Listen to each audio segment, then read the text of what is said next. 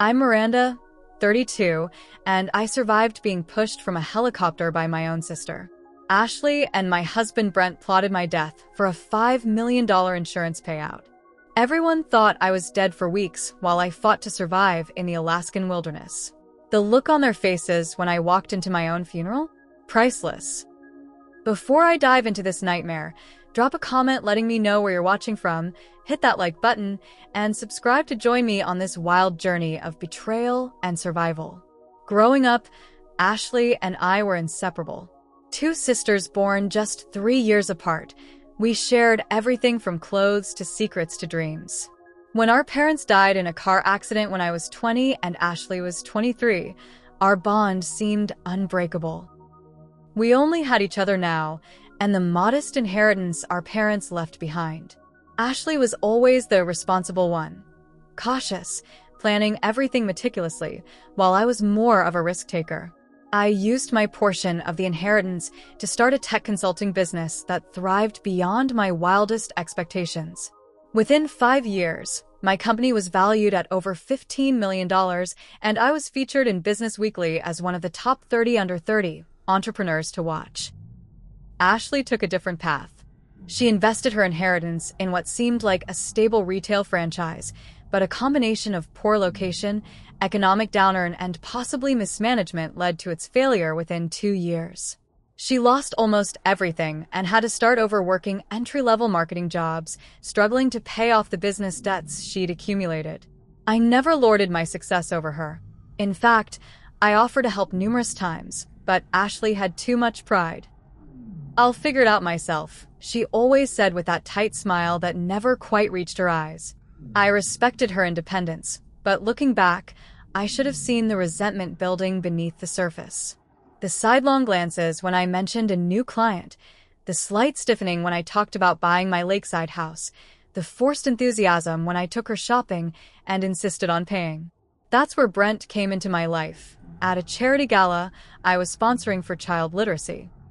He was working the event as a financial advisor to some of the wealthy donors. Tall, with dark wavy hair and an easy laugh that made everyone feel special, Brent caught my attention immediately. He approached me with a glass of champagne and a compliment about my speech that was specific enough to show he'd actually been listening. "You connected educational opportunity to innovation in a way that made even the tech-averse dinosaurs in this room perk up," he said, his blue eyes crinkling at the corners. "That's a rare gift." Our connection was immediate and intense. Within 3 months, we were living together. By 6 months, he had proposed with a vintage emerald ring that showed he'd been paying attention when I mentioned once that diamonds felt too obvious.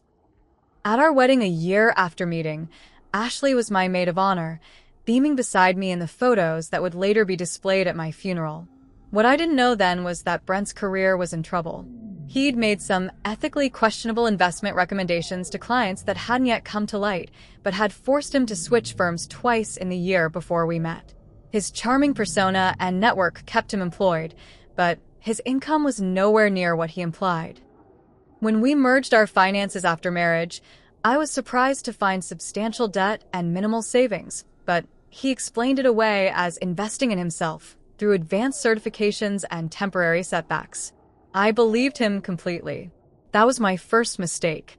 Looking back, there were signs that Ashley and Brent had an unusual connection from the start.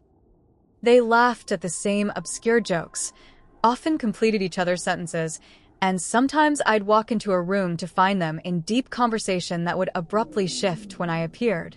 I thought it was wonderful that my sister and husband got along so well. Their closeness seemed like a blessing. "You're so lucky," my friend Jessica told me once. "Most women have to deal with their husband and sister hating each other. You've got the dream team." The dream team.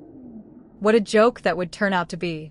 The first real sign that something was off came about 2 years into my marriage. I came home early from a business trip to surprise Brent and overheard him and Ashley in our kitchen. They weren't doing anything inappropriate, just talking, but their voices had an intensity, a secrecy that made me pause outside the door. "She'd never agree to it," Ashley whispered. "You know how she is about control." "We don't have to decide anything now," Brent replied. but the opportunity won't last forever. When I walked in, they jumped apart like guilty teenagers, explaining they were discussing a surprise birthday party for me. I accepted the explanation, even though my birthday was still 5 months away. I wanted to believe them. Then financial documents started disappearing from my home office. Investment statements, insurance policies, the business succession plan I'd created with my lawyers. When I mentioned the missing papers, Brent suggested I was working too hard and misplacing things. He even helped me search for them, eventually finding them filed in the wrong folders. There were strange reactions, too, when I talked about future plans. Mentions of our 5th anniversary trip to Japan were met with vague enthusiasm from Brent. When I talked about expanding my business to international markets, which would require more travel for me, both Ashley and Brent seemed oddly interested in the logistics of how long I'd be gone and how often. Brent began having unexplained absences, networking events that couldn't be verified, client meetings that ran mysteriously late, golf games that left no mud on his shoes. When questioned, he'd get defensive, accusing me of not trusting him. "You're so suspicious lately," he'd say. "Is this how it's going to be forever? You, successful and doubting me at every turn?" The guilt would work every time. I'd back down, apologize, remind myself that relationships require trust. I ignored the red flags because I wanted to believe in the life I thought we were building. I didn't want to be the suspicious, controlling wife. I wanted to be the supportive partner who believed in her husband unconditionally. That unconditional trust would nearly cost me my life. The invitation to the helicopter tour came as part of my annual executive retreat in Alaska. Every year, my company's leadership team spent a week at a luxury wilderness lodge, combining strategic planning with outdoor adventures. This particular year, we were scheduled to take helicopter tours of the glaciers and remote mountain ranges, a highlight of the trip that everyone looked forward to. 2 weeks before the retreat, during Sunday brunch at our house, I mentioned the helicopter tours to Ashley and Brent. "It sounds amazing," Ashley said, her eyes lighting up with what I now recognize as calculation rather than excitement. "I've always wanted to see Alaska from the air." "You should come with me," I suggested impulsively. "The company has a friends and family day. You could join for the helicopter tour and the evening banquet." I expected her to decline. Ashley usually avoided my company events, saying they made her feel like the poor relation. But this time, she immediately accepted. "I could use a mini vacation," she said. "Things have been so stressful at work lately." Brent encouraged the idea enthusiastically. "You two haven't had sister time in ages. It's perfect." That same week, Brent brought up the subject of life insurance. We already had policies through my company, but he suggested we needed additional coverage. "Your business is growing," he reasoned. "We need to make sure everything's protected in case something happens to you. What if a client sues? What if there's an accident?" His concerns seemed reasonable. As the primary breadwinner with a growing company, additional insurance made sense. I agreed to the policy without much thought. $5 million that would go to Brent if I died, with Ashley named as the secondary beneficiary, just in case, as Brent suggested. The insurance agent seemed surprised at the amount and asked several questions about why we needed such extensive coverage so quickly. Brent smoothly explained it was for business liability protection and estate planning purposes. His background in financial services made his explanation sound legitimate, and I was too busy with quarter-end reports to pay much attention to the details. As the trip approached, Brent became increasingly affectionate and attentive. He planned special dinners, brought home flowers for no reason, and kept telling me to enjoy every moment of my trip. At the time, I interpreted this as loving support. Now I recognize it as the guilty conscience of a man saying goodbye. The night before my departure, he held me longer than usual. "I need you to know how much you mean to me," he said, his voice thick with what I thought was emotion but was probably just well-practiced deception. "Ashley gave me an unusual gift the morning of my flight, an expensive bottle of perfume. It's your favorite," she insisted, though I'd never worn that scent before. I spritzed it on to please her, not realizing she wanted me heavily scented to mask any other smells later, like fear or adrenaline, that might alert the pilot to something amiss. When we arrived in Alaska, the beauty of the landscape momentarily made me forget any lingering concerns. The jagged mountains, ancient glaciers, and vast wilderness created a sense of peaceful insignificance. How small human problems seemed in such a majestic setting. The morning of the helicopter tour dawned clear and bright, perfect flying conditions. Ashley seemed unusually interested in the details of our excursion. Which route are we taking? How long will we be in the air? How many people per helicopter? Are the doors removed for better photos? Her questions seemed excessive, but I attributed her intensity to excitement. We were assigned to a helicopter with just one other passenger, an older gentleman from my finance team who, at the last minute, complained of altitude sickness and didn't board. That left just Ashley, me, and the pilot, a gruff local named Tom who had been flying these routes for 20 years. As we lifted off, Ashley clutched her seat with white knuckles. I teased her about being nervous, not recognizing that her anxiety stemmed from what she was planning to do, not fear of flying. About 30 minutes into our flight, we were hovering over a particularly remote area of wilderness, miles from any trails or ranger stations. Tom received a call on his radio and explained he needed to check something with the ground crew. Just a quick stop at this service station, he explained, pointing to a small outpost below. Fuel gauge is acting funny. Won't take more than 5 minutes. He landed smoothly on a small pad, turned to us and said, "Sit tight, ladies. Keep your harnesses on. I'll be right back." The moment he stepped out, Ashley's demeanor changed completely. The nervous sister was replaced by someone calculating and cold. "Let's get some photos while he's gone," she suggested, unbuckling her harness. The view from the door would be amazing. I followed her, trusting as always. She opened the helicopter door, the rush of mountain air hitting us both. I stepped toward the opening, camera ready. "The light is perfect," I said, looking out at the wilderness below. "Perfect for what I need to do," Ashley replied. I turned, confused by her tone, just in time to see her expression harden with resolve. In that moment, her face became a stranger's, cold, determined, without a trace of sisterly love. Her hands connected with my shoulders in a violent push. There was no hesitation, no sign of inner conflict.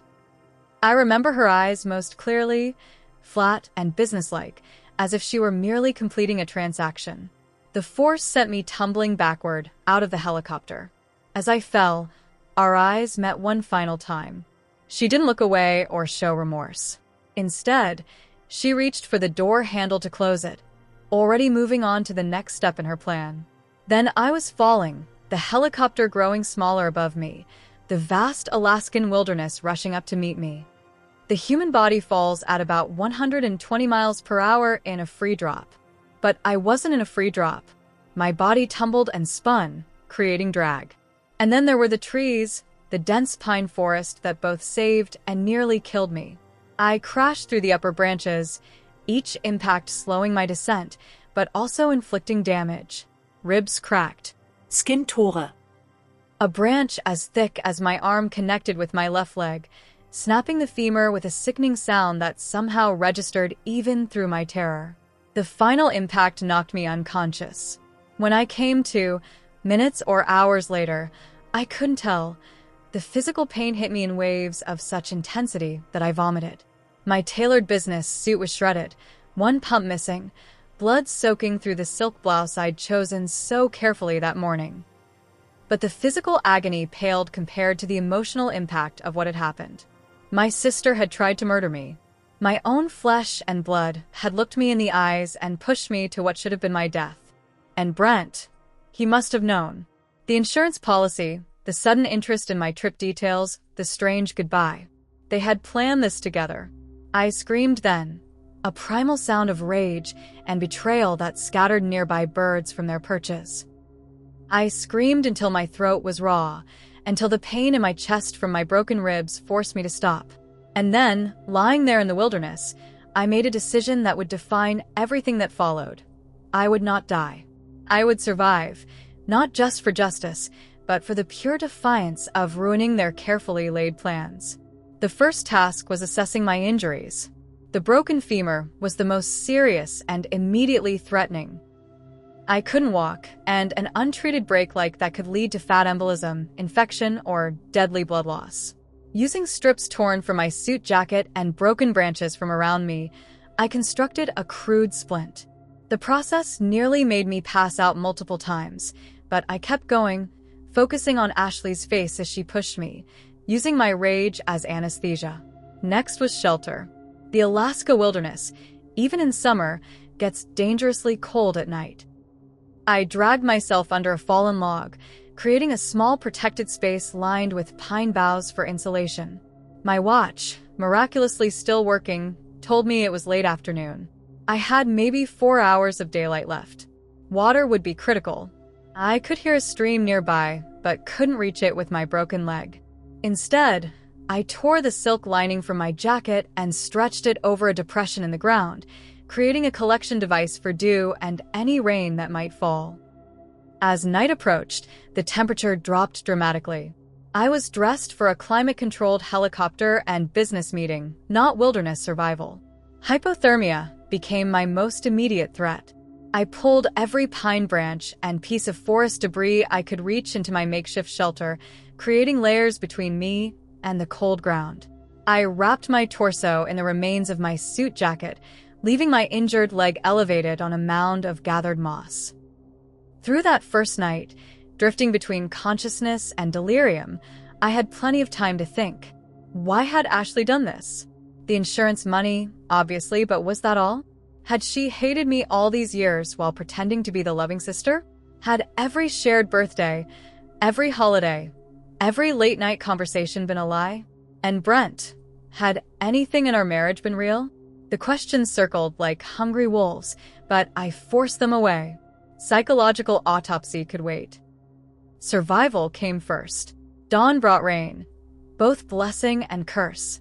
I managed to collect enough water in my silk lining to quench my raging thirst, but the dampness made controlling my body temperature even more difficult. By midday, I was shivering uncontrollably, a bad sign. I needed to signal for help, but in this remote area, who would see? The diamond earrings Brent had given me for our anniversary became tools.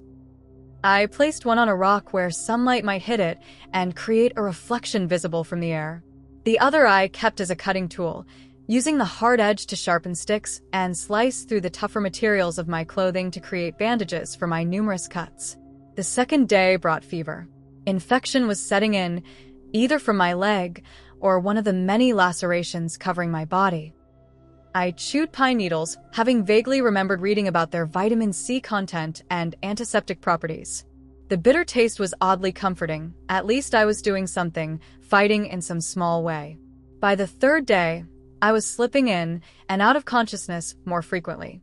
The pain had become a constant companion, almost separate from me. I named it Ashley, which seemed fitting. In more lucid moments, I focused on my business training, problem-solving, resource allocation, critical path analysis. I'd built a multi-million-dollar company from nothing. Surely I could survive this. I created mental flowcharts for different scenarios. If rescue came, what information would I need to remember? If the fever worsened, what were my options? If an animal discovered my shelter, how would I defend myself? The structured thinking kept panic at bay and gave me the illusion of control in a situation where I had almost none. On what I believe was the fourth day, voices woke me from a feverish dream about falling. At first, I thought I was hallucinating, but the sounds persisted, human voices calling back and forth to each other. Through here, watch that drop-off. How much farther to the summit? Hikers. Recreational hikers on a trail I had known was relatively close by. With every ounce of strength remaining, I called out, a hoarse, broken sound that seemed too weak to travel more than a few feet. I tried again, louder, ignoring the searing pain in my ribs. The voices stopped. Then, did you hear that? Probably just a bird. No, listen, there it is again. I kept calling, using my good leg to bang a stick against a nearby log for additional noise. The minutes stretched agonizingly until suddenly, foliage parted, and two shocked faces appeared, a young couple in bright outdoor gear, utterly unprepared for the bloody, broken woman they found in the wilderness. "Oh my God," the woman whispered.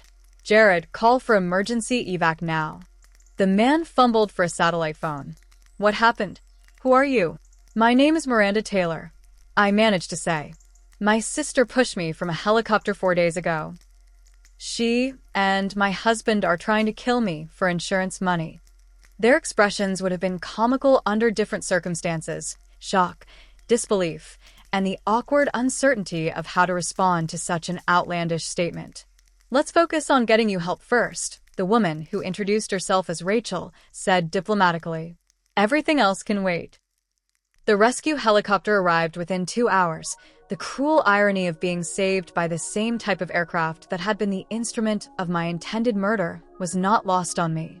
The emergency medics were efficient and kind, expressing amazement that I had survived both the fall and 4 days in the wilderness with such severe injuries. As they loaded me into the helicopter, I heard one medic say to another, "Isn't this near where that executive woman went missing earlier this week? The one who fell during a photo op? They've been searching the Western Quadrant, but there was no sign." My blood ran cold. They had reported my accident, but deliberately misdirected the search efforts. Of course, Ashley and Brent would need a body for the insurance payout. They would have told authorities approximately where I fell, but given them incorrect coordinates to ensure I wouldn't be found until it was too late. In the hospital, drifting in and out of consciousness through a haze of pain medication and surgery, I caught fragments of conversations among the nurses. "Poor thing. Such a tragedy. Husband on his way from Seattle. Sister already identified her belongings. Funeral being planned for next week." They thought I was just another patient. They had no idea they were discussing my own death with me. Somewhere in the hospital billing system, I was a Miranda Taylor, attempted murder victim. I was Jane Doe, hiking accident, found miles from where Miranda Taylor had reportedly fallen to her death. The perfect cover for what would become my greatest advantage, the element of surprise. I spent 3 days in and out of surgeries before I was lucid enough to fully understand my situation. By then, according to the snippets of news I could gather from the hospital television, the search for my body had been called off due to dangerous conditions. The narrative being reported was tragic but straightforward. Successful businesswoman Miranda Taylor had accidentally fallen while taking photos during a helicopter tour of Alaska. Her body was presumed lost in the vast wilderness. What struck me most was how quickly Brent and Ashley had moved to cement this story. There were already quotes from both of them in the news articles, heartfelt statements about their devastating loss, their appreciation for the search teams, their request for privacy during this difficult time. Miranda lived life to the fullest, Brent told reporters, his voice reportedly breaking with emotion. She was always seeking the next adventure, the next beautiful view. That she died doing what she loved is our only consolation in this nightmare. Ashley's statement was equally performative. "My sister was my best friend and my inspiration. I keep thinking about our last moments together, how happy she was seeing the glaciers from above. I will carry that memory with me always." The calculated precision of their lies made my blood boil. I was still struggling to process the betrayal when a new visitor entered my hospital room. Not a doctor or nurse, but a woman in a sharp pantsuit who introduced herself as Detective Lauren Reeves. "The hikers who found you reported some concerning claims you made," she said, pulling up a chair beside my bed. "About being pushed from a helicopter? By your sister?" For a moment, I considered backtracking. Who would believe such an outlandish story? But something in Detective Reeves' straightforward gaze told me she wasn't there to dismiss me. "It's true," I said. "Every word of it. My sister Ashley pushed me from that helicopter, and I'm certain my husband Brent was part of the plan." I expected skepticism, but instead, she nodded thoughtfully. "The coordinates where you were found are nowhere near where your sister and the pilot reported your fall." That was the first red flag. The second was the insurance policy your husband tried to expedite a claim on yesterday, $5 million, taken out just 3 weeks ago. My heart pounded painfully against my broken ribs. He's already trying to claim it? They both are. Your sister, as the secondary beneficiary, is helping expedite the process given the unusual circumstances. Their story is that you were leaning out for a photo when a gust of wind caught you. The pilot corroborates this. The pilot was in on it too, I said. He deliberately left us alone. Detective Reeves made notes. Here's where we stand, Miss Taylor. I believe you, but belief isn't evidence. Your sister and husband think you're dead, which gives us a unique advantage. If you're willing, I'd like to keep it that way for a little longer while we build a case. And so began my official death, a strange limbo where I was simultaneously recovering from near-fatal injuries and watching my own life be dismantled by the people I had trusted most. From my hospital bed, with Detective Reeves as my ally, I learned the full extent of the betrayal. The insurance policy was just the beginning. Ashley had been named in my will as the executor of my estate if both Brent and I died, a detail I'd forgotten from our estate planning after our parents' death. With me dead and Brent potentially implicated if questions arose, Ashley would have significant control over my company and assets during probate. Digital forensics uncovered deleted text messages between Ashley and Brent going back 18 months, long enough to establish that their relationship had evolved from friendship to affair to criminal conspiracy. Need to move timeline up, one message from Brent read. Investors asking questions about past recommendations. Alaska trip perfect, Ashley had responded. Remote, dangerous terrain, easily explained accident. There were messages about the pilot too, how much to pay him to step away at the right moment, assurances that he needn't know the full plan, just that they wanted privacy for a special sister moment near a particularly scenic area. Financial records painted an even clearer picture. Brent was in serious professional trouble. His questionable investment recommendations were actually much worse. He had been misappropriating client funds for years, moving money between accounts to hide the shortfalls. The scheme was on the verge of collapse, with regulatory authorities beginning an informal inquiry into client complaints. Ashley, meanwhile, wasn't just struggling financially. She was underwater. The business failure I knew about had led to gambling in an attempt to recover her losses, creating a spiral of debt she could never escape on her marketing salary. My death would solve both their problems at once. The most chilling discovery came from surveillance footage Detective Reeves obtained from my home security system. The night after my accident, Brent and Ashley had met at my house, supposedly to comfort each other in their grief. The cameras captured them embracing in the kitchen, not in shared sorrow but in celebration, glasses of my favorite champagne in hand. To new beginnings, Brent toasted, his face showing not a trace of the devastated widower he played for the cameras. To 5 million reasons to smile, Ashley responded, clinking her glass against his before they kissed. Watching that footage from my hospital bed, something hardened inside me. The last lingering doubts, the desperate hope that perhaps I had misunderstood something fundamental about what happened in that helicopter, all of it crystallized into cold clarity. They had tried to kill me, they thought they had succeeded, and they were celebrating. By the time I was stable enough to be moved, Detective Reeves had built a preliminary case strong enough for arrest warrants. But I wanted more than arrests. I wanted to see their faces when their perfect plan collapsed. They're planning your funeral for this Saturday, Detective Reeves told me. Small, private ceremony. Family only, plus close friends. I want to be there, I said immediately. She frowned. That's not standard procedure in an ongoing investigation. Neither is the victim being presumed dead. I need to do this, not just for the case, but for me. I need to see them, to make them see me. What I didn't say was that I needed to reclaim my power, to transform from victim to victor in one dramatic moment. After much discussion and planning, Detective Reeves reluctantly agreed. We would attend the funeral together, she as part of the investigation team monitoring the suspects, me disguised as a distant cousin from out of town, face altered enough by bruising and strategic makeup to avoid immediate recognition. The plan was simple but effective. Observe, record, and gather any additional evidence of guilt from their behavior and conversations at the funeral. Then, once most attendees had left, confront them privately with police backup nearby. Their reactions, and hopefully incriminating statements made in shock, would be recorded as evidence. As the funeral approached, I prepared myself emotionally for what would be the most surreal experience of my life, attending my own memorial service, watching people mourn a death that never happened, and coming face to face with the architects of my intended murder. What I wasn't prepared for was how the experience would change me, not just in the moment, but forever after. The morning of my funeral dawned with appropriate gloom.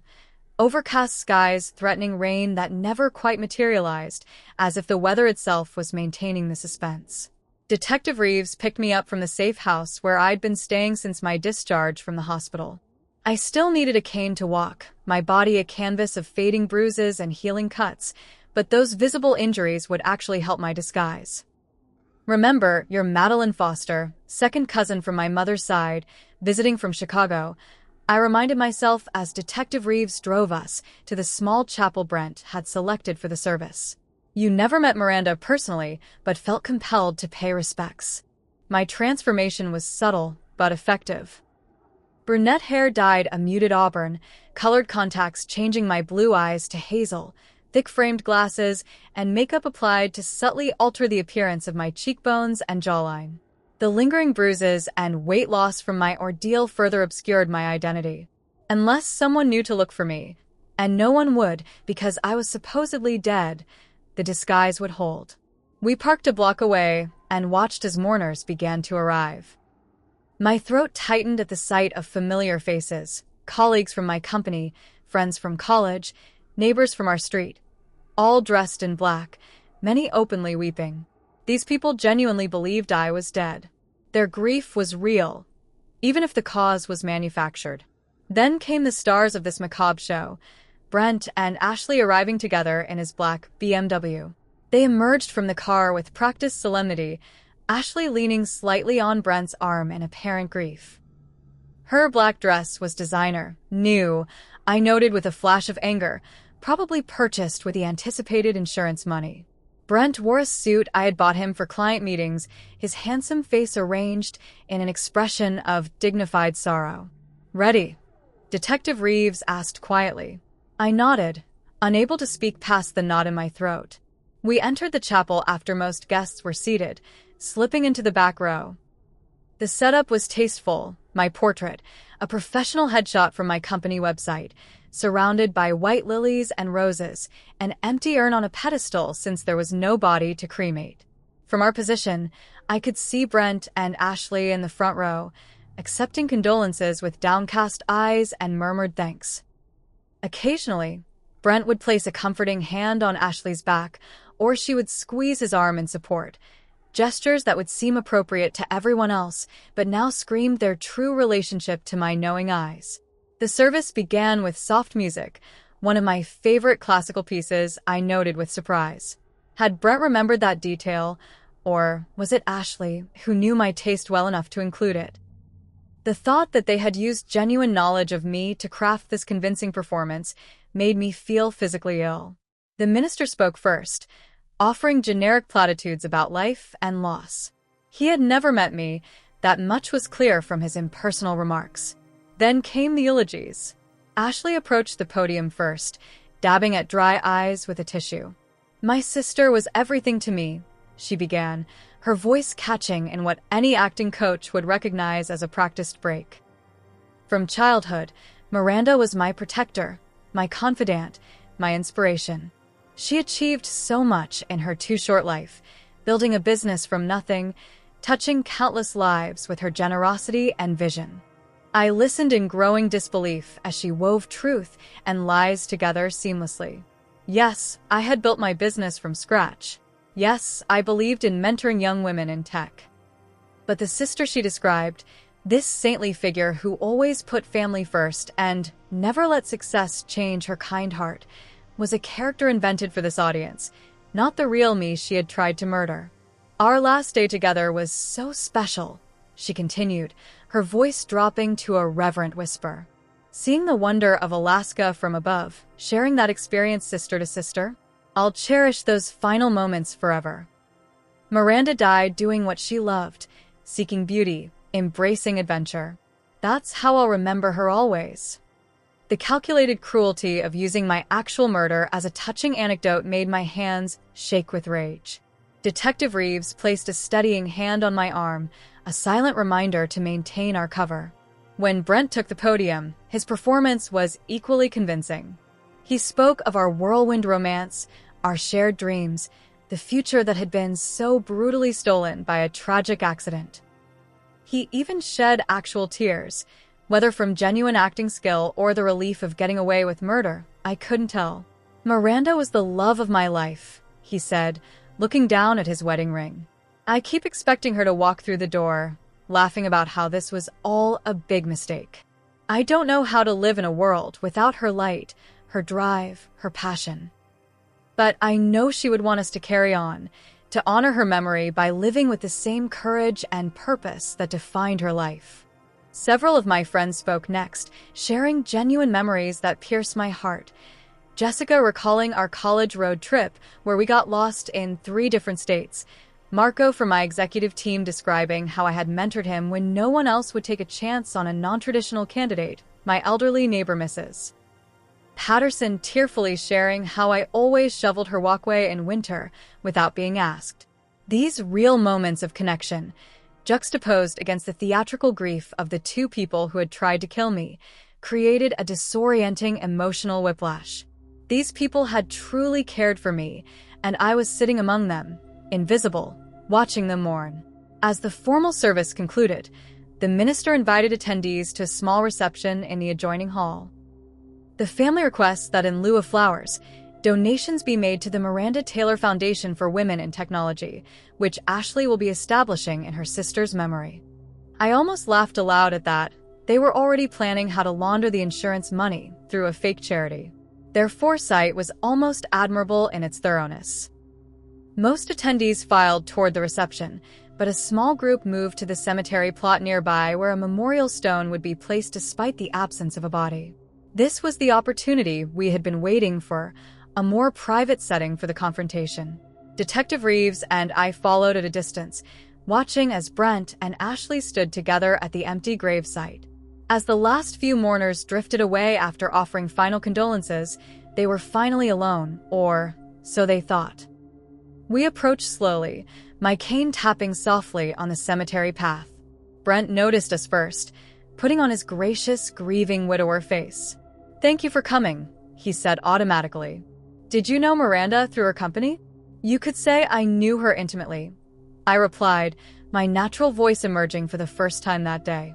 He frowned slightly, not yet recognizing me, but sensing something off in my response. Ashley was more focused on the detective beside me, perhaps noticing her professional demeanor that didn't quite fit a funeral attendee. "I'm sorry you are?" Ashley asked, her tone polite but wary. "Shocked that you would use my actual murder as a touching anecdote in your eulogy," I said, removing my glasses and staring directly into her eyes. The performance was impressive, though. Very moving. The moment of recognition was everything I had imagined during my darkest moments in the wilderness and hospital. Ashley's face drained of color so rapidly, I thought she might faint. Her mouth opened and closed without sound, eyes widening in pure terror, as if seeing a ghost, which in her mind, she was. Brent recovered marginally faster, taking an instinctive step backward. "This is some kind of sick joke," he managed, looking to Ashley for support but finding her frozen in shock. "No joke," Detective Reeves said, showing her badge. "Just the miraculous survival of the woman you 2 conspired to murder." "Miranda?" Ashley finally whispered, her voice strangled. "How? You can't be alive." "I finished for her." "Disappointed?" "I survived the fall, Ashley. I survived 4 days in the wilderness with a broken leg and internal bleeding.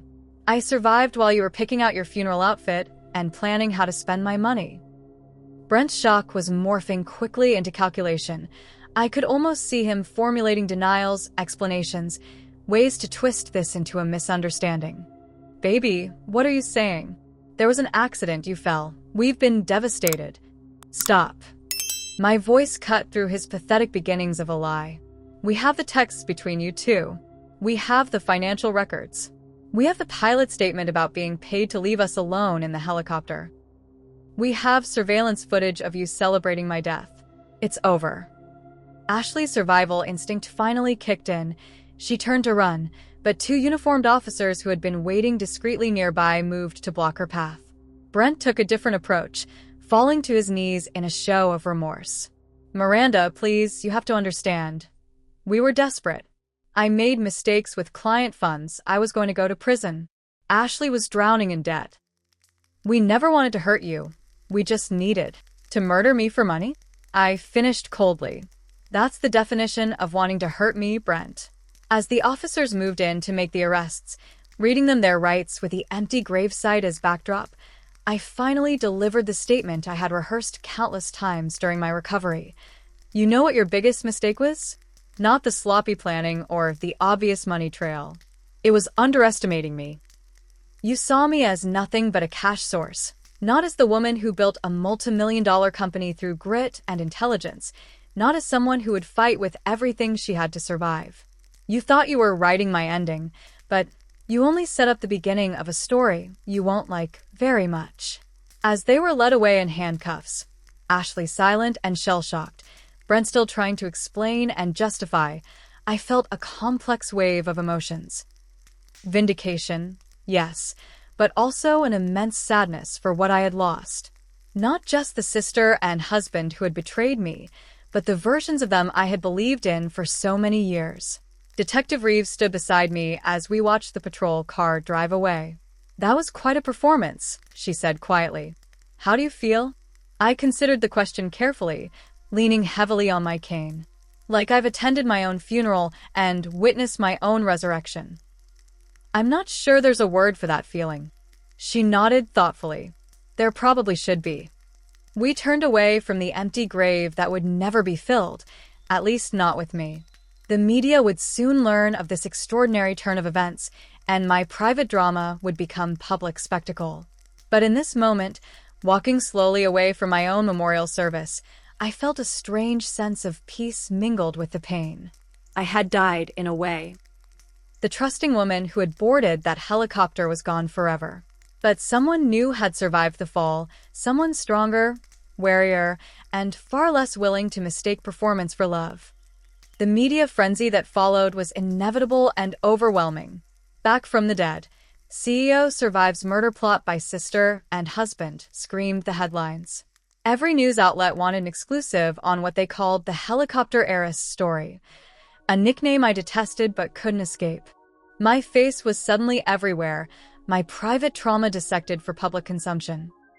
I declined all interviews initially, focusing instead on the legal proceedings that would determine Ashley and Brent's fate. The prosecutor, a sharp-eyed woman named Valerie Montgomery, warned me that cases like this, even with substantial evidence, could be unpredictable. They've hired separate defense teams, she explained during our first meeting. That's good for us. It means they'll likely turn on each other rather than presenting a united front. She was right. Within weeks of their arrest, the carefully constructed partnership between Ashley and Brent disintegrated completely. Their betrayal of me evolved into mutual betrayal, each attempting to minimize their own culpability by maximizing the other's. Brent's defense strategy emerged first. He claimed to be a victim of Ashley's manipulation, a grieving husband who had been drawn into her plot through emotional coercion and lies. My client was led to believe this was an insurance fraud scheme, not a murder plot, his attorney argued in preliminary hearings. Miss Thompson convinced him that her sister would be safely evacuated by an accomplice on the ground after staging the fall. He never intended actual harm to come to his wife. Ashley's team countered with equal desperation. MS. Thompson was under the psychological control of Brent Taylor, who had been systematically isolating her from other relationships and exploiting her financial vulnerability. She participated under explicit threats to her safety. Watching them scramble to paint each other as the mastermind was both vindicating and exhausting. The pilot, facing his own charges as an accomplice, quickly accepted a plea deal in exchange for testimony, confirming that both Ashley and Brent had been involved in planning the accident, and that he had been told I would only be frightened, not actually pushed. The trial itself was a grueling 3-week ordeal. I testified for 2 full days, recounting every excruciating detail from the helicopter push to my wilderness survival to the funeral confrontation. Looking directly at Ashley and Brent in the courtroom, their designer clothes exchanged for prison attire, their confident expressions replaced by desperate calculation, I felt an unexpected emotion. Pity.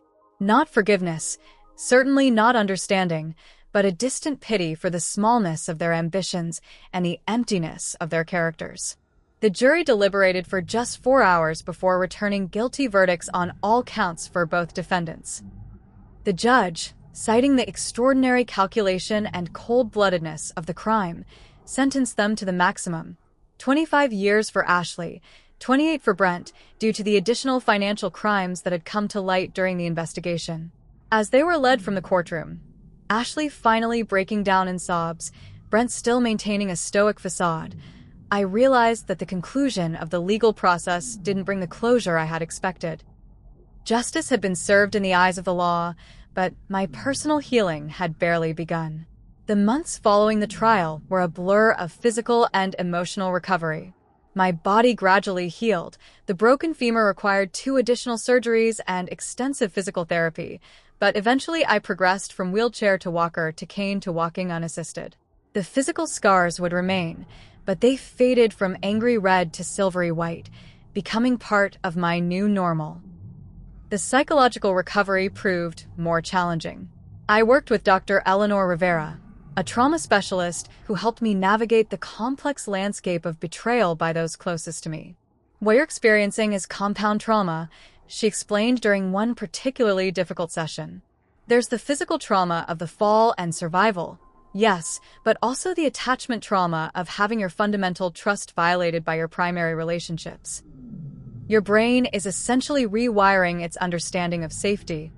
The nightmares were the worst, vivid recreations of the fall, sometimes with variations where I watched myself plummeting from above, sometimes where I hit the ground instead of the trees. I would wake, gasping, my body convinced it was still falling. Dr. Rivera taught me grounding techniques, ways to remind my nervous system that I was safe in the present moment. Place your feet firmly on the floor, she would instruct. Name 5 things you can see, 4 things you can touch, 3 things you can hear, 2 things you can smell, 1 thing you can taste. Remind your body where and when it exists. Slowly, the acute panic began to subside, though certain triggers remained powerful. The sound of helicopter blades, unexpected drops in elevation, even the particular shade of blue that matched the Alaskan sky that day. While working on my psychological recovery, I also faced the challenge of reclaiming my professional identity. My company had been in leadership limbo during my death and subsequent reappearance. Marco, my loyal COO, had kept operations running, but strategic decisions had been postponed, and some nervous clients had taken their business elsewhere. The board called an emergency meeting upon my return, expressing concern about the company's stability given both the trauma I had experienced and the sensational nature of the case. The publicity is problematic, one board member said delicately. Investors are worried about associating with such a high-profile scandal. Problematic, I repeated, feeling a flash of the new anger that seemed to live just beneath my surface these days. I was the victim of attempted murder. I survived against impossible odds. I helped bring the perpetrators to justice. Which part of that narrative concerns our investors, exactly? The room fell silent until Marco spoke up. I think what Miranda is suggesting, and I agree, is that we can reframe this story as one of resilience, determination, and triumph. Those are values our company has always stood for. That reframing became our new direction. Rather than hiding from the publicity, we leaned into it on my terms. I gave a single in-depth interview to a respected business journal, focusing not on the sensational aspects of the case, but on the psychological resources and problem-solving mentality that had helped me survive both the wilderness and the betrayal. The same skills that build successful companies, assessing resources, identifying critical paths, maintaining focus under pressure, adapting to changing conditions, saved my life in that forest, I explained. And they're the same skills that will guide our company forward. The interview resonated widely, changing the conversation from lurid fascination to professional respect. New clients approached us specifically because of the demonstrated resilience, and most existing clients recommitted to our services. 6 months after the trial, I made 2 significant decisions that would shape my future. First, I established the Wilderness Survival Foundation, using a portion of my own funds, ironically including the life insurance policy that had been returned to me once the murder plot was exposed. The foundation focused on 2 missions: providing wilderness survival training to the public and supporting survivors of intimate partner betrayal and violence. Second, I began the process of meeting with other betrayal survivors, people whose stories weren't as dramatic as mine, but who carried similar wounds. A former client whose business partner had embezzled funds and framed him for tax evasion. A woman whose sister had stolen her identity and destroyed her credit. A man whose wife of 30 years had systematically turned their children against him with years of subtle lies. These connections formed the beginning of a support network that would eventually become as important to me as my business achievements. In helping others navigate their rebuilding process, I found frameworks for my own healing. 1 year after the helicopter incident, I returned to Alaska, not to the exact location of my fall, but to the hospital that had treated my injuries. I brought a substantial donation for their trauma center and spent time with the emergency team that had saved my life. I didn't expect you to ever want to see Alaska again, admitted Dr. Winters, who had overseen my emergency surgeries. It's not Alaska's fault that human beings can be monsters, I replied. This place is part of my story now, the place where I died in one sense and was reborn in another. I needed to reclaim it. As I stood looking out over the majestic wilderness from a safe, solid viewing platform rather than a helicopter, I felt a sense of perspective that had been missing in the chaotic aftermath of the trial. The landscape that had nearly killed me had also provided the means for my survival: the trees that broke my fall, the water that quenched my thirst, the shelter that protected me from the elements. Perhaps there was a metaphor there, I thought, about how the very experiences that break us can also become the source of our greatest strength. Exactly 1 year to the day after I crashed my own funeral, I found myself sitting alone in the cemetery, facing the now-removed memorial stone that had once borne my name. The grounds crew had replaced it with fresh sod months ago, but I could still see the outline where it had been, a ghost rectangle marking the spot where I was supposed to rest but never would. So much had changed in that year. My company had not only recovered but expanded, launching a new cybersecurity division that drew on my newfound appreciation for preparing for worst-case scenarios. The Wilderness Survival Foundation had trained over 2,000 people in basic outdoor emergency skills and provided therapy services to dozens of betrayal survivors. My physical recovery was as complete as it would ever be. I no longer needed a cane, though my left leg ached predictably before rainstorms, and certain movements would always remain difficult.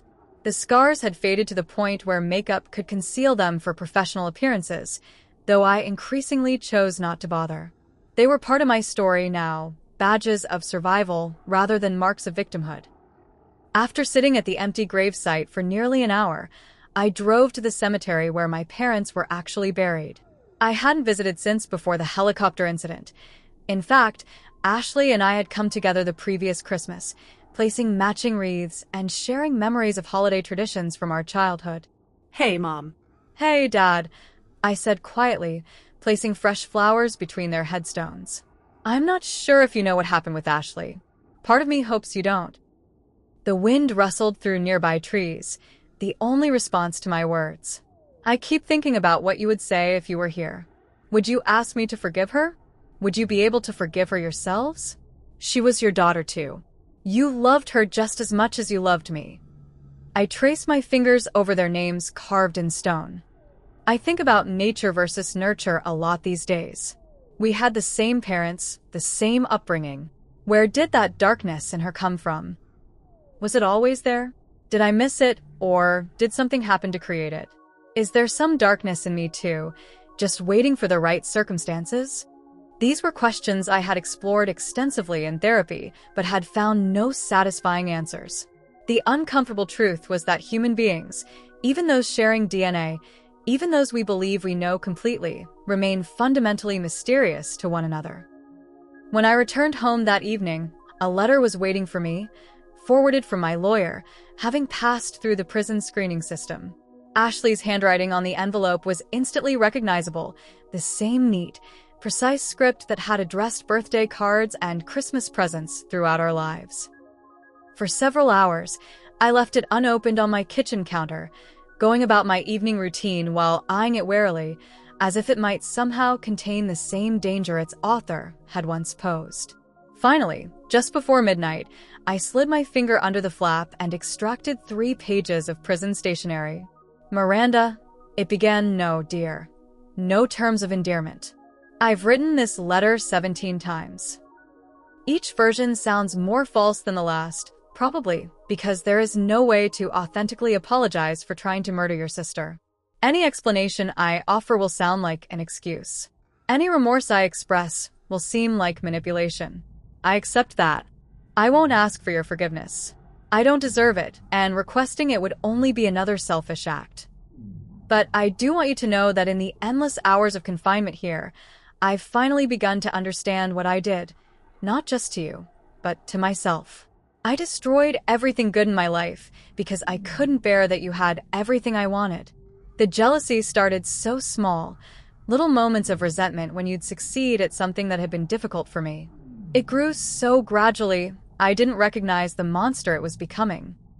By the time Brent came into our lives, I was already so poisoned by it that his manipulation found fertile ground. This isn't an attempt to shift blame. I made my choices. I looked my own sister in the eyes and pushed her to what should have been her death. The person capable of that deserves to be exactly where I am now. What I'm trying to say, inadequately, is that I see myself clearly for the first time. Prison has stripped away every distraction, every justification. All that's left is the truth of what I did and who I became. You survived, against all odds. From what I've read in the articles my counselor shares with me, you're thriving.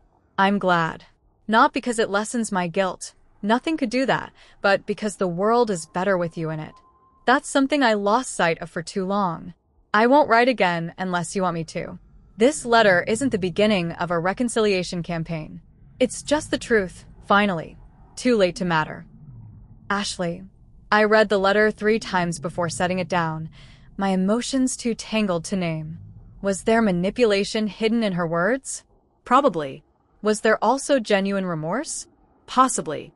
Did it change anything? No. But something about having her acknowledgement, the unvarnished admission of what she had done, without the courtroom gymnastics of blame shifting, provided a piece of closure I hadn't realized I was missing. I didn't respond to the letter that night or the next day or the next week. I brought it to my next therapy session, where Dr. Rivera and I discussed what Ashley's words meant to my healing process and what, if anything, I wanted to do with them. You don't owe her a response, Dr. Rivera reminded me. Your healing doesn't depend on maintaining any connection with her. I know, I said.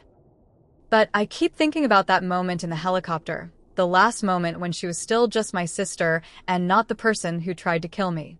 There was a split second before she pushed me when I saw something change in her eyes. I've replayed that moment so many times, wondering if I could have said or done something different. That's a common reaction for trauma survivors, Dr. Rivera said gently, looking for the moment where you could have changed the outcome. But Ashley's choices weren't your responsibility. Intellectually, I know that. But there's still this voice asking why I didn't see it coming, why I trusted so completely. Because trust is human. Vulnerability is human. Those aren't weaknesses, Miranda. They're the foundations of connection. That night, I made a decision about Ashley's letter. I would neither respond nor completely close the door. I would sit with the complexity of having a sister who is also my would-be murderer, a person I had once loved who had betrayed me in the most profound way possible. I would accept that both realities could exist simultaneously and that my healing didn't require resolving that paradox. As for Brent, I felt nothing but a distant contempt. His betrayal, while equally severe, lacked the primal violation of a sibling's attempt on my life. He had been my husband for 3 years. Ashley had been my sister for 32. The depth of history made her betrayal cut deeper, but also made its aftermath more complicated. In the weeks that followed the anniversary of my death, I found myself entering a new phase of recovery, one focused less on processing the trauma and more on defining the life I wanted to create moving forward. The question shifted from, why did this happen to me, to who am I becoming because of what happened? The survival skills that had kept me alive in the wilderness became metaphorical guides for my new life. Just as I had assessed my resources and injuries after the fall, I now took inventory of my strengths and vulnerabilities with clear eyes. Just as I had created shelter from available materials, I now built protective boundaries around my new relationships while remaining open to genuine connection. I began dating again, cautiously, selectively. James, a civil engineer I met through the Foundation's wilderness training program, became a steady presence in my life. He approached my story with neither morbid fascination nor excessive caution, treating my experience as part of me, but not my defining characteristic. What impressed me most wasn't that you survived the fall or even the wilderness, he told me after several months of dating. It was that you chose to use what happened to help others. You could have disappeared into a private life of justified paranoia, but instead you built something meaningful from the wreckage. His perspective helped me see my own journey more clearly. The wilderness survival had been physical and immediate. Splint the broken leg, find water, create shelter, signal for help. The emotional survival that followed was more complex and ongoing. Acknowledge the pain, process the betrayal, rebuild trust selectively, find meaning in the experience. 2 years after the helicopter incident, I gave my first public speech about the experience at a conference for trauma survivors. Standing at the podium, looking out at hundreds of people who had endured their own versions of betrayal and loss, I finally found the words to articulate what I had learned. We often talk about surviving trauma as if it's a return to who we were before. I began. But that's not how it works. You don't go back to being the person you were. That person is gone, not because they were weak or flawed, but because trauma fundamentally changes how we understand ourselves and the world around us. The question isn't how to become that person again. The question is how to honor what they believed in while becoming someone new, someone who carries the truth of what happened without being defined by it. Someone who understands darkness more intimately but chooses light anyway, not out of naivety, but out of informed courage. I'm not the woman who boarded that helicopter in Alaska 2 years ago. That woman trusted completely, loved unconditionally, believed in the fundamental goodness of those closest to her. I honor her optimism and her openness. I grieve for her loss. But I'm not only the woman who fell from the sky and crawled through wilderness with a broken body either. That woman survived on rage and determination, on the driving need to see justice done. I respect her resilience and her strength. I acknowledge her pain. I'm what comes after both of them, a third version that incorporates the trust of the first and the resilience of the second, but exists in a new space of chosen vulnerability and informed hope. This version doesn't trust blindly, but chooses to trust carefully.